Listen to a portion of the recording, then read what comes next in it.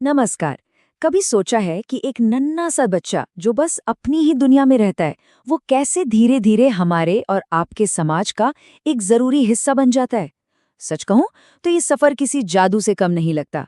तो चलिए, आज हम इसी कमाल के सफर के हर एक पहलू को समझते हैं। एक बच्चे की खुद से समाज तक की यात्रा। तो फिर सबसे बड़ा सवाल यही उठता है कि आखिर एक बच्चे के जीवन की कहानी लिखता कौन है? क्या ये सब कुछ उसके जीन्स में पहले से ही तय होता है, या फिर उसका आसपास का माहौल उसे एक आकार देता है? चलिए इस दिलचस्प सवाल की तह तक चलते हैं। देखिए, कोई भी इमारत बनाने से पहले उसका एक ब्लूप्रिंट तैयार होता है ना? ठीक वैसे ही एक बच्चे के जीवन का भी एक ब्लूप्रिंट होता है। तो सबसे पहले उसी बुनियाद को समझते हैं जिस पर उसकी पूरी शख्सियत की इमारत खड़ी होती है। तो एक बच्चे का विकास ना असल में दो बड़ी ताकतों का खेल है। एक तरफ है हेरिडिटी यानी वंशानुक्रम, वो सारी खूबियां जो उसे अपने माता पिता से विरासत में मिलती हैं। और दूसरी तरफ है एनवायरनमेंट यानी वातावरण, जिसमें उसका परिवार, स्कूल, समाज, यहाँ तक कि उसका खान पान, उसकी सेहत, सब कुछ आ जाता है। ये दोनों मिलकर ही एक बच्चे की कहानी को पूरा करते हैं। अच्छा, अक्सर हम ना ग्रोथ और डेवलपमेंट इन दो शब्दों में कंफ्यूज हो जाते हैं, पर इनमें जमीन आसमान का फर्क है। इसे ऐसे समझिए, एक पौधे का लंबा होना उसकी ग्रोथ है, जिसे हम नाप सकते हैं, लेकिन उस पर फूल और फल आना वो उसका डेवलपमेंट है। बिल्कुल वैसे ही बच्चे की हाइट और वजन का बढ़ना ग्रोथ है, जो एक उम्र के बाद रुक जाती है, पर उसका सोचना, समझना, नए रिश्ते बनाना, ये सब विकास है जो जिंदगी भर चलता है। चलिए, अब जरा बाहरी दुनिया से हटकर बच्चे के अंदर झांकते हैं, उसकी मन की दुनिया में। आखिर वो कौन सी ईंटें हैं जिनसे उसके पूरे व्यक्तित्व का घर तैयार होता है? किसी भी बच्चे के विकास के तीन सबसे जरूरी पहलू होते हैं। पहला है फिजिकल डेवलपमेंट, यानी उसके शरीर और दिमाग का बढ़ना। दूसरा है कॉग्निटिव डेवलपमेंट, जिसमें उसकी सोच, याददाश्त और प्रॉब्लम सॉल्विंग स्किल्स बेहतर होती हैं।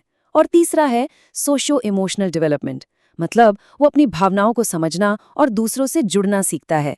ये तीनों धागे एक साथ मिलकर ही बच्चे की शख्सियत को बुनते हैं। और इस इमोशनल विकास की जड़ में है बोल्बी की मशहूर अटैचमेंट थियरी।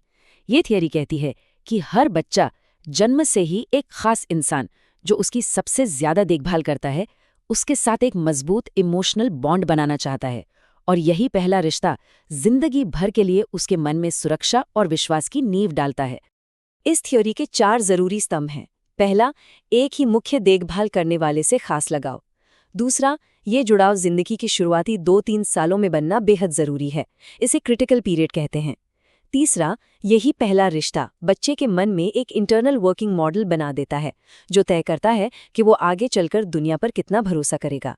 और चौथा, जब बच्चा उस खास इंसान से अलग होने पर परेशान होता है, तो ये दिखाता है कि उनका रिश्ता कितना मजबूत है। तो अब बच्चे की दुनिया बड़ी होने लगती है। वो घर की चार दीवारी से निकलकर समाज के एक बड़े मैदान में कदम रखता है और उसका दायरा बढ़ने लगता है। इस पूरी प्रक्रिया को हम कहते हैं समाजीकरण या सोशलाइजेशन। आसान शब्दों में कहे तो ये समाज में रहने के तौर तरीके सीखने की कला है। ये एक ऐसी क्लास है जो जिंदगी भर चलती है, जिसमें बच्चा धीरे धीरे समाज के नियम, उसकी मान्यताएं और सही व्यवहार करना सीखता है। तो ये सिखाता कौन है? देखिए, सबसे पहले शिक्षक तो परिवार ही होता है, बच्चे का पहला स्कूल। फिर आते हैं उसके दोस्त, यानी उसका पीयर ग्रुप, जो उसे मिलकर काम करना, चीज़ें शेयर करना सिखाते हैं। और फिर आता है स्कूल, जो उसे फॉर्मल एजुकेशन और अनुशासन का पाठ पढ़ाता है। और हाँ दोस्तों, यानी पीयर ग्रुप का रोल बहुत ही ज़्यादा खास है। ये वही जगह है जहाँ बच्चा परिवार से बाहर अपनी एक पहचान बनाता है, उसे एक इमोशनल सपोर्ट मिलता है, वो टीम वर्क सीखता है और आत्मनिर्भर बनता है। लेकिन हाँ, ये भी सच है कि संगति का असर अच्छा या बुरा दोनों हो सकता है। चलिए, अब सीखने की इस दुनिया में और गहराई से उतरते हैं, खास तौर पर स्कूल के माहौल में, जहां मनोविज्ञान यानी साइकोलॉजी एक बहुत बड़ी भूमिका निभाती है। महान मनोवैज्ञानिक B.F. स्किनर ने इसे बहुत ही खूबसूरती से समझाया था। उन्होंने कहा, एजुकेशनल साइकोलॉजी साइकोलॉजी की वो ब्रांच है जो टीचिंग और लर्निंग से डील करती है। असल में ये वो साइंस है जो हमें क्लासरूम के अंदर झांकने और उसे हर बच्चे के लिए बेहतर बनाने का रास्ता दिखाती है। पर सवाल ये है कि इसकी ज़रूरत क्या है?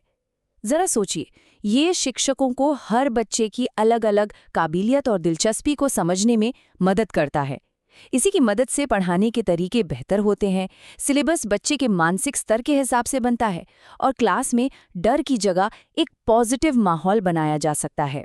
सीखने की इसी दुनिया में एक और ज़रूरी चीज़ है जिसे समझना ज़रूरी है, और वो है जेंडर रोल। ये जानना बहुत ज़रूरी है कि ये भूमिकाएं बायोलॉजिकल नहीं होती, बल्कि हमारा समाज और हमारी संस्कृति इन्हें बनाती है। ये वो उम्मीदें हैं जो समाज तय करता है कि लड़कों और लड़कियों को कैसा व्यवहार करना चाहिए।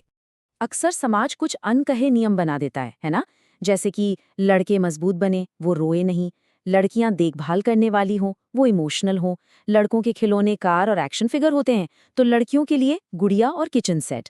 ये भूमिकाएं बचपन से ही हमारे दिमाग में बैठाई जाने लगती हैं। तो अब तक हमने बच्चे के अंदरूनी और बाहरी दोनों सफ़र को देखा। अब इन सब धागों को एक साथ जोड़कर देखते हैं कि आखिर कैसे हर बच्चे की असली क्षमता को निखारा जा सकता है। एक बच्चे का विकास कई पड़ावों से गुजरता है। इन्फेंसी में यानी शुरुआती 2 सालों में विश्वास की नींव पड़ती है। फिर अर्ली चाइल्डहुड में भाषा और जिज्ञासा का जैसे एक विस्फोट होता है। लेट चाइल्डहुड में लॉजिकल सोच और दोस्ती की समझ बढ़ती है। और फिर एडोलेसेंस यानी किशोरावस्था अपनी पहचान खोजने और दोस्तों से सबसे ज्यादा प्रभावित होने का समय होता है। तो पूरी बात का सार ये है कि एक बच्चे का सफ़र उसके अंदरूनी ब्लूप्रिंट यानी हेरिडिटी और बाहरी दुनिया यानी एनवायरनमेंट के बीच एक खूबसूरत डांस की तरह है। कोई एक अकेला सब कुछ तय नहीं करता। ये दोनों ताकतें हमेशा एक दूसरे से बात करती हैं और मिलकर बच्चे के भविष्य की तस्वीर बनाती हैं।